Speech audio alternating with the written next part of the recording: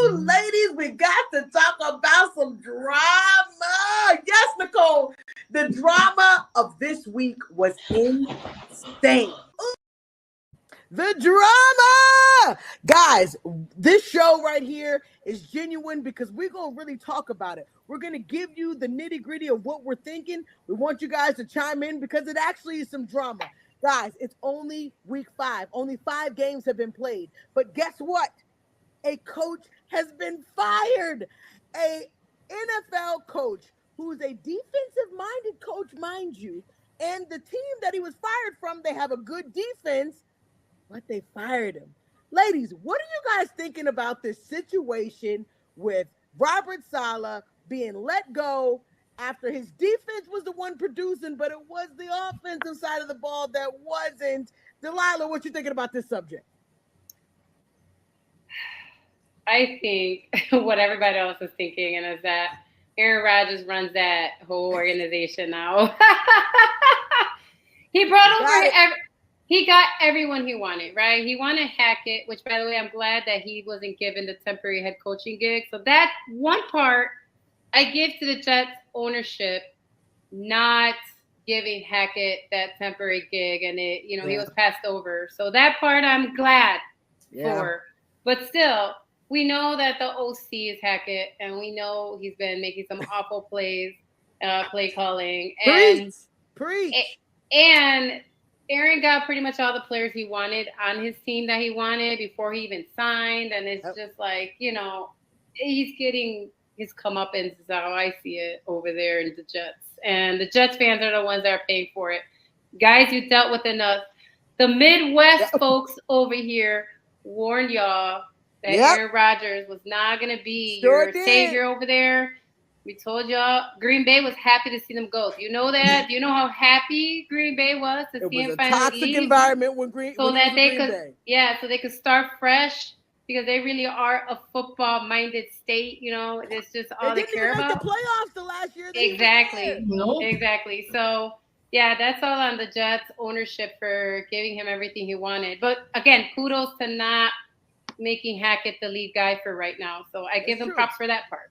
Okay. All right. I truly understand what you're going through because my mind was rolling too. Nicole, what you think about that situation? Well, I thought it was quite interesting, all of those interceptions and stuff right from him. And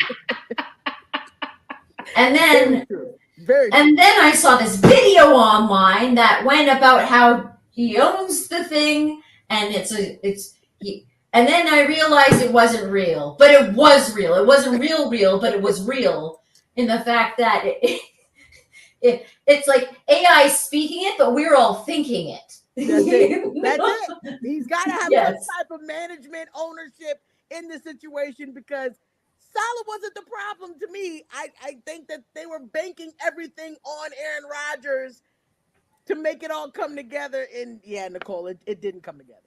It does have me swirling. I do not understand. Kate, reel it in. Maybe you can make us kind of understand what's going on.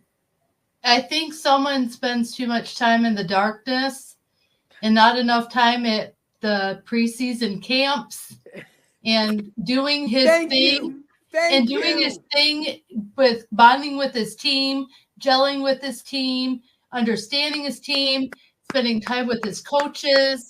He needs to stay out of the darkness into the light of where he's supposed to be. And that is with his team and on that field getting ready for a season. Absolutely. He was granted another sabbatical right before the season and got to miss out on some of the mandatory work. Mandatory. And he got another pass by the owners and by the general manager. So they are part to blame in this because they are just as guilty as Rodgers is because they are catering to a drama king that is overpaid, underperforming, and not doing his job on that field, leading that team. He went to go hug Selah after a play and pushed him off. And then Selah came out and said he was planning on firing Hackett this week. And that was part of the plan after that loss. And he didn't get to do it because even though Rodgers claims he didn't have any part of this firing, we all know he did. Yes. I mean, Pinocchio's nose is growing by the mile over there on Rodgers because we know he is the ultimate say on what happens in that organization.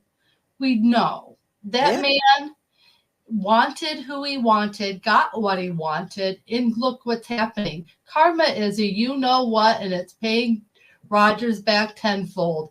And I don't care if the Jets lose the rest of the games this season because they almost deserve to. And I'm sorry to their fans, but this is what you get when you bring in a man baby to be your quarterback who is well past his time in prime and should retire. He's no Brady. He'll never will be. He's not going to win another Super Bowl. So go sit in the wilderness, in the darkness, and do us all a favor. All right, mic drop right there. She said, do us all a favor. I mean, it is what it is, ladies and gentlemen. We're watching what we thought was the top tier of a quarterback, and we're going to go right into that, ladies. We're going to go right into that. Is Aaron Rodgers still a top 10 quarterback in our league? I mean, no. Delilah, what you think? Not this season. Oh, there was a time, and here's the thing. Everybody knows for the years that I've been on this show, on the roundtable, even sometimes on the OG show, even though I was not an Aaron Rodgers fan, I always gave him props where props were due when it came to football, to that actual football, like on the field, not all the other stuff. And when he was playing well, I always admitted it, even though I didn't like him as a person. I still admitted when he was playing good. And he is just not. He's almost 40. He hurt his ACL last year. Yep. He had a long rehab to come back. Come on. He's not the same guy. I'm sorry. When you're almost 40 and you tore one of those muscles that in the past used to be career ending, right? We know that. Now modern medicine, not so much. He just can't play the same anymore. Like, he's just not that guy anymore. It's just sometimes that's just how it goes. And in my opinion, he should retire after the season. I know he won't do it mid-season. He's not that kind of person. Yeah. But I think when the season's over, he should just retire and call it a day. I agree. Nicole, what you think? Top 10 quarterback still? Well, I think he should take a note from my dynasty league that I have. And I got given this dynasty league 2 seasons ago. Guess who I had as my quarterback? Rodgers.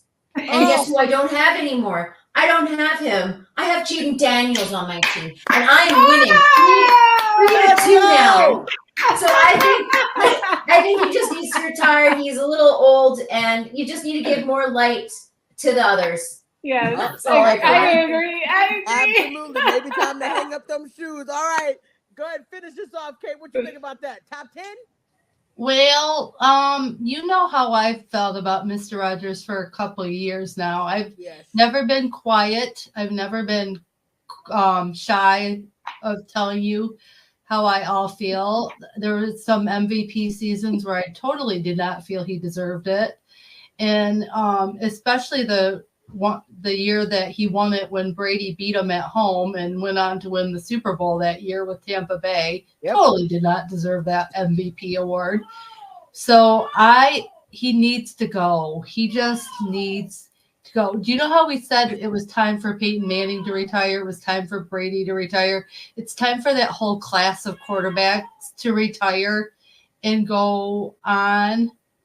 It's time, Aaron.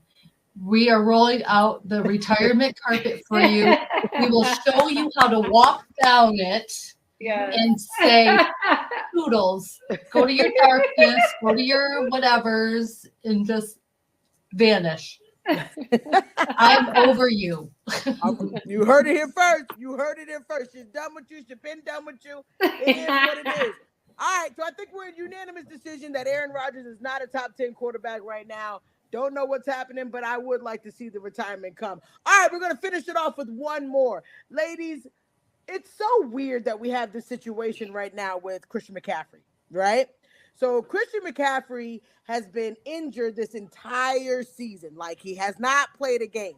There have been bets made on Christian McCaffrey. There has been so many things around the Christian McCaffrey story that nobody even knew he was hurt until Mason said that week he found out that he was going to be starting. He did not know that he was not going to be starting until the week of the games. Do you guys think that, A, the San Francisco 49ers knew about this little scandal and just didn't want to release it? And then B, do you think that the league should do some punishing for what they have done with the Christian McCaffrey? People have drafted him on their fantasies. These are things that has happened when they knew that he would not be playing. So what do you guys think, Delilah? Yes, they definitely knew. And yes, they should definitely be held accountable because, and it's not, honestly, it's not really so much of the fantasy football, but bets that people make. It's more that. There's a monetary part and the tickets. Fans buy tickets to go see him. Offensive Player of the Year. You know, again, honestly, it has to do more with the money the fans spend. Not necessarily like your fantasy, like, because, you know, remember, we have a lot of players that go, well, I don't care about your fantasy league, right? I'm just trying to play football. So I understand that. But they definitely Imagine how many first-round picks, though, right. Christian McCaffrey. Yeah, I know. Number 1 and number 2. I know. I get it. But were you one of them? Yes. But I still believe that, yes, the NFL always knows what their players are doing. They always know before anybody else because they're the first people because of damage control. They're the first ones who get the phone call. So they 100% knew what was going on. And they didn't. They waited to the last possible minute. And the fact that their own teammates didn't know, that's even more messed up, in my opinion. Crazy.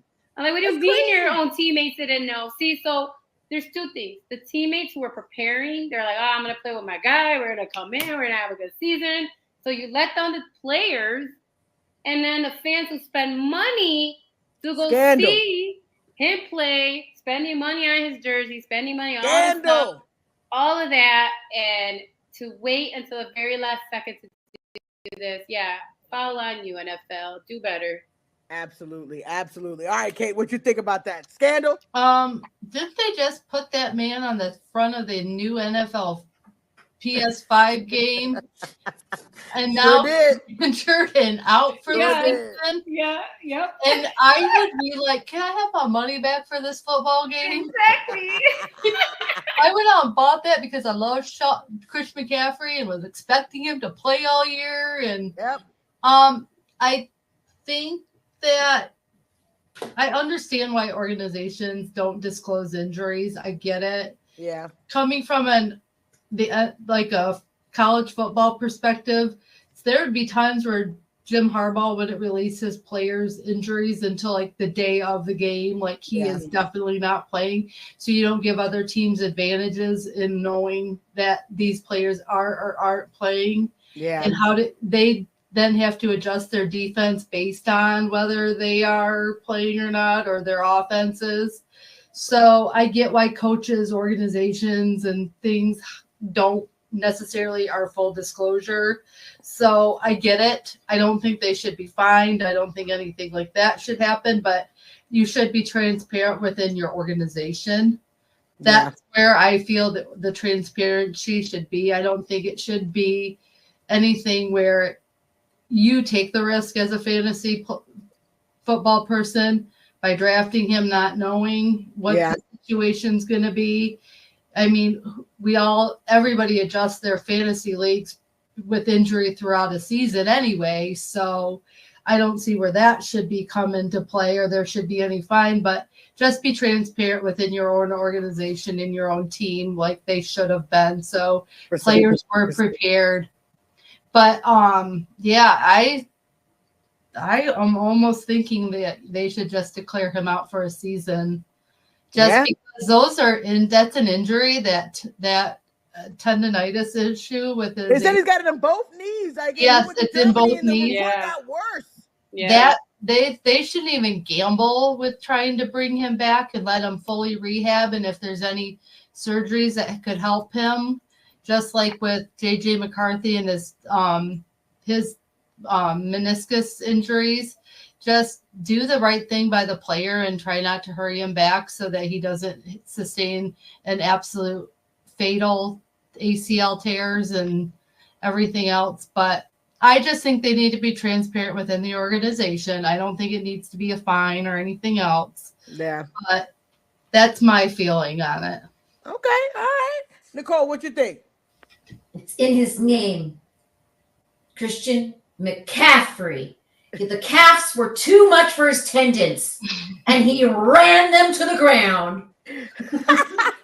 He's right there. They're right in front of us. I think that maybe he might come back for a strong push, but these guys have the hardest job. They're going right into it all the time. They have the shortest career almost, and it could have been maybe about getting him maybe some bonuses or that bag, that maybe that's why it was kept so secret, is maybe because he wants that bag, Yeah, and he knows he don't got a lot of time because those McCaffreys. He wants that bag. I know that's right. Well, guys, that was the drama for today. We hope you guys enjoyed it. If you have a drama topic, shoot one of us. Let us know. Let us know that you guys have a topic. We will get it on the show.